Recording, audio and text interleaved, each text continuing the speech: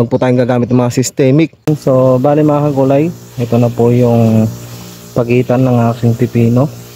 So makikita nyo, napakadamo na.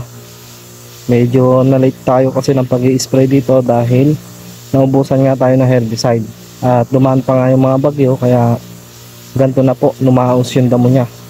So sa ganitong kalalaking damo, nagtitimpla nga pala ako mga kagulay dito ng 70 ml. So ganyan po ako mag-apply ng herbicide dito. Safe na safe po yan sa ating mga pagitan ng ating mga gulay. Tapos yung ating pagkatanim nga ng pepino, andito yan, yung side nyan, andito yung puno nyan sa ganito. Nakita nyo, minawasiwas ko lang siya. At i-update nyo lang din po kayo yung epekto nito sa mga susunod na araw, kung gaano nga ba siya kaganda. Ayan, lalagay mo lang po sa comment section yung ating pamatay damo na gamit nyo yun. Ito po yung Biter Glufosinate. Ayan, so lalagay ko na para hindi na po kayo mahirapan maghanap kung sakaling kailangan nyo po ng mga herbicide at mga i-spray nyo ay mga gulay nyo.